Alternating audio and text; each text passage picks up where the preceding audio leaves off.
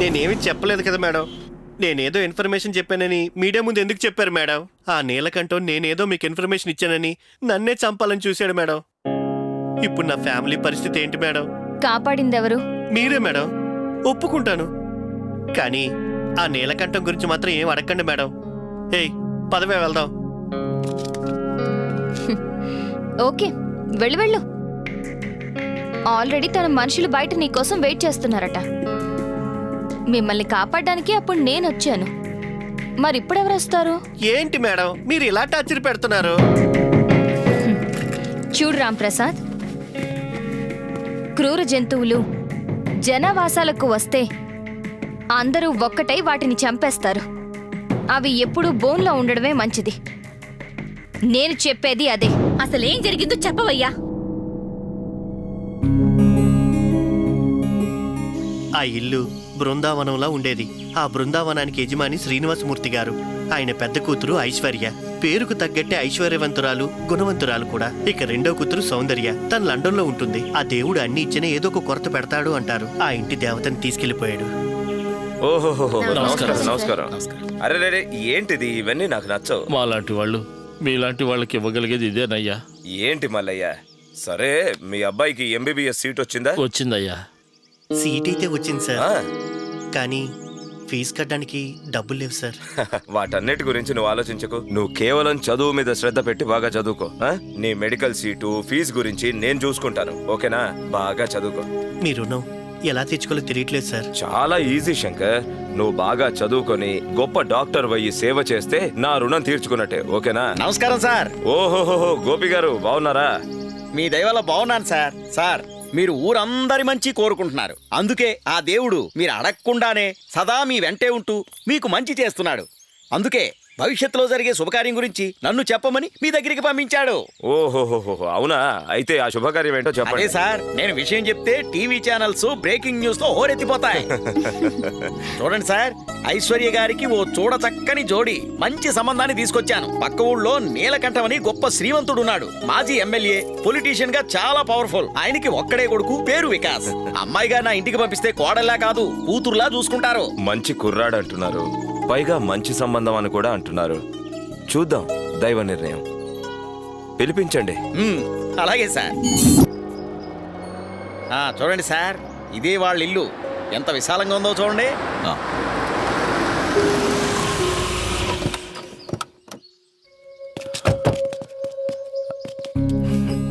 Sir, ఇతనే నీలకంఠ గారు. రండి రండి, లోపలికి రండి. ఎలా ఉన్నారు శ్రీనివాసమూర్తి గారు? బాగున్నాను. రండి రండి రండి. ప్రయాణం బాగానే జరిగింది కదా? రండి, బాగా జరిగింది. కూర్చోండి.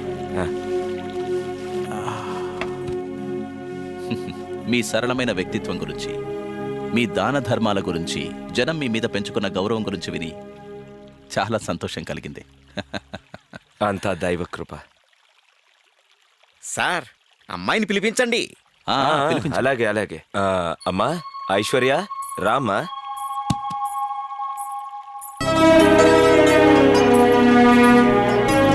తనే నా పెద్ద కూతురు ఐశ్వర్య.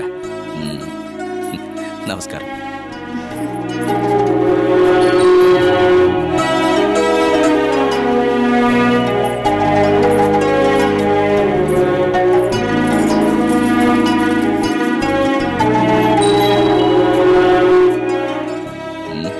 ఏంటి బాపు విక్కీ, ఓకేనా? చూడమ్మా ఐశ్వర్య, అబ్బాయిని సరిగ్గా చూసుకోమ్మా. సిగ్గుతో ఇప్పుడు ఇలా తలదించుకున్నావనుకో, ఆ తర్వాత బాలేడని మాత్రం చెప్పొద్దు. నీలకంఠం గారు, మాకు మీ అబ్బాయి బాగా నచ్చాడు. అమ్మా, నచ్చాడా? ఇదే ఆనందంలో మగపెళ్లి వారిగా మీరు మేమేమి ఇవ్వాలనుకుంటున్నారో ఒకసారి చెప్తే అందుకు మేము సిద్ధం చేసుకుంటాం.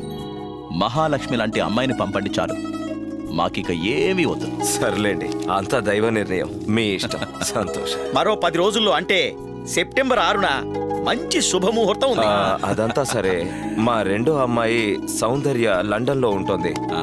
ఇంత తక్కువ టైంలో పెళ్లి పెట్టుకుంటే తను రాగలుగుతుందా అని. అక్కకి పెళ్లి కుదిరిందని తనతో ఒక్క మాట చెప్పండి, సంతోషపడి పరిగెత్తుకుంటూ వచ్చేస్తుంది. ఓకే అనండి సార్. ఇక అందరూ ఒప్పుకున్నట్టే కదా? రండి, కలిసి భోంచేద్దాం. అలాగే అలాగే. శ్రీనివాసమూర్తి గారు, వారి స్తోమతకి తగ్గట్టుగానే తన కూతురు పెళ్లి చాలా ఘనంగా చేశారు మేడం. విక్కీ ఐశ్వర్యలకు ఒకరంటే ఒకరికి ప్రాణం. ఒకరిని విడిచి ఒకరు ఉండేవారే కాదు. ఐశ్వర్యమ్మ 6 నెలల గర్భవతి అయిన తర్వాత ఒకరోజు విక్కీ తన్ని గుడికి తీసుకుని వెళ్తానని కారులో తీసుకెళ్లారు మేడం. కారు యాక్సిడెంట్ అయింది మేడం. ఐశ్వర్య గారు చనిపోయారు మేడం. విక్కీకి బాగా దెబ్బలు తగిలాయి. లక్కీగా విక్కీ బతికాడు మేడం. ఆ రోజు కార్ డ్రైవ్ చేసింది ఎవరు? విక్కీనే మేడం. తనతో పాటు వెళ్ళింది ఎవరు? ఎవరూ వెళ్ళలేదు మేడం, వాళ్ళిద్దరే వెళ్ళారు. మ్. ఆ తర్వాత ఏం జరిగింది? నాకైతే అంతవరకే తెలుసు మేడం. కళ్ళల్లో నీవే, మనసుల్లో నీవే, ఎటు చూసినా నువ్వే. కమలాంటి ఇల్లు వచ్చేసింది. ఏదో మంచి స్మెల్ వస్తుందేంటి? కమలాంటి, నీకోసం మార్కెట్ నుంచి చిన్నవి పెద్దవి మంచి మునక్కాయలు తీసుకొచ్చాను. రండి ఆంటీ. ఆంటీ, మీరు లోపల ఏం చేస్తున్నారు? ఆంటీ, బయటికి రండి. ఆంటీ, మీరు ఎందుకు ఎప్పుడు అరుస్తున్నావురా? మునక్కాయలు కావాలి కావాలి అంటారు, ఏం చేస్తారు? అయ్యో, చుట్టుపక్కల వాళ్ళు వింటే మర్యాద పోతుంది. నోరు మూసుకో. అది కాదా aunty, chicken chips, chicken 65, mutton 65. అందరూ ఇవి తింటే మరి నువ్వు మునక్కాయ కూర, మునక్కాయ చిప్స్, మునక్కాయ బిర్యానీ అన్నిటినీ మునక్కాయతోనే చేస్తారు. ఎందుకది? మన్మదా, నువ్వు చిన్న పిల్లాడివిరా. అది నీకిప్పుడు అర్థం కాదు. అసలే జనం మునక్కాయ అంటే తప్పుగా ఆలోచించడం మొదలు పెడతారు. దానికి తోడు నువ్వు నొక్కి నొక్కి గట్టిగా అరుస్తావేంట్రా? ఆంటీ, ఇల్లు దాటి ఒక్కసారి బయటికి రండి. మొబైల్లోనే ప్రపంచం ఉందనుకుంటున్నారు మీరు. మీరు ఇప్పటికీ ఇంకా పాత సినిమాలే చూస్తున్నట్టున్నారా ఆంటీ? మన్మదా, ప్రతిరోజు దేవుడికి పూజలు చేస్తున్నాన్రా. ఆ దేవుడు నాకెప్పుడు వరమిస్తాడో తెలియడం లేదు. ప్రయత్నించండి, ఫలితం దక్కుతుంది. చాలా థ్యాంక్స్ రా.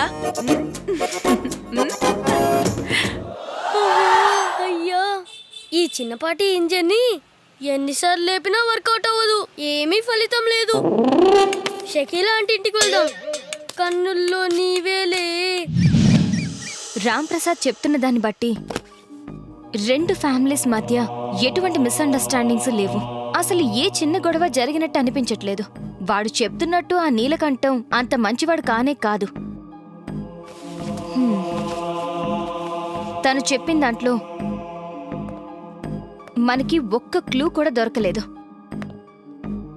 ఆ నీలకంఠం కొడుకు విక్కీని పట్టుకుని ఎంక్వైరీ చేస్తే ఏదో ఒక క్లూ దొరకచ్చు. So we have to do Operation Vicky. Yes, madam.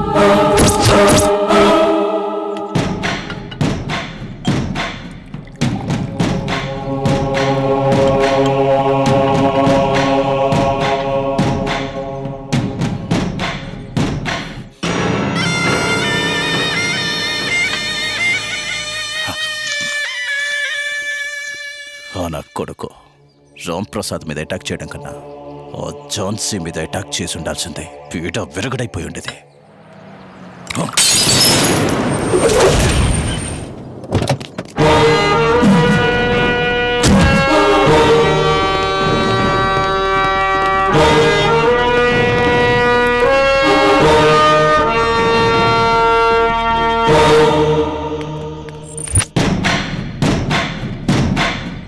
మా కంపౌండ్లోకి ఎంటర్ కావాలంటే నా పర్మిషన్ ఉండాలి. నన్ను కలవాలంటే అపాయింట్మెంట్ ఉండాలి. నువ్వు మళ్ళీ మళ్ళీ హద్దులు దాటుతున్నావు. చూడండి, నాకీ హద్దులంటూ అసలేమీ లేవు. ఒక్కసారి కేస్ అనే బ్యాట్ని పట్టుకున్నానంటే గ్రౌండ్ మొత్తం నాదే. ఝాన్సీ, నేను చాలా డేంజర్. చచ్చిపోతావు. What you mean? మెడికల్ లాంగ్వేజ్లో డేంజర్ అంటే ప్రమాదంలో ఉన్నట్టు లెక్క. చూడు, నువ్వు ఒక ఆడదాని మరి వదిలేస్తున్నావు. నువ్వు పెట్టే టార్చర్ తట్టుకోలేక ఆ వెధవ రామ్ ప్రసాద్ గాడు నీ దగ్గర నా గురించి ఏవేవో వాగుంటాడు. వాటిని నమ్మడానికి ముందు క్లూస్ కావాలి. ఏంటి సార్ మీరు? మీ గురించి నేను ఎంత బిల్డప్ ఇచ్చానో ఆ బిల్డప్కి తగ్గట్టు మీరుండాలి సార్. ఓ, ఆ రామ్ ప్రసాద్ ఏదైనా చెప్పుంటాడనే కదా టెన్షన్లో గ్లాస్ పగలగొట్టారు. మీకొక విషయం తెలుసా? ఆ రామ్ ప్రసాద్ నాకు అసలేం చెప్పలేదు. మరి టీవీలో చెప్పింది? అదంతా నా మైండ్ గేమ్ సార్. ఝాన్సీ, నా గురించి నీకు సరిగ్గా తెలియక ఆట ఆడుకుంటున్నా. ఆట ఆడుకోవాలనే వచ్చాను సార్. ఏయ్, ఆ నీలకంఠానికి కంఠంలో విషం ఉంటే ఈ నీలకంఠానికి నిలువెల్లా విషయం ఉంది. నీకో ఛాన్స్ ఇస్తున్నాను ఝాన్సీ. ఈ కేసుని ఇప్పుడే క్లోజ్ చేసి ఇక్కడి నుంచి వెళ్ళిపో. మీ మాటలకి భయపడేదాన్నే అయితే ఈ కేసుని టేకప్ చేసేదాన్నే కాదు. అది సరే, నీ ముద్దుల కొడుకు ఎక్కడున్నాడేంటి? వాడితో పనేంటి? ఒక విషయం వెలుగులోకి రావాలంటే చాలా కలుపు మొక్కల్ని పీక్కుంటూ పోవాలి. అందుకే గో అండ్ సర్చ్.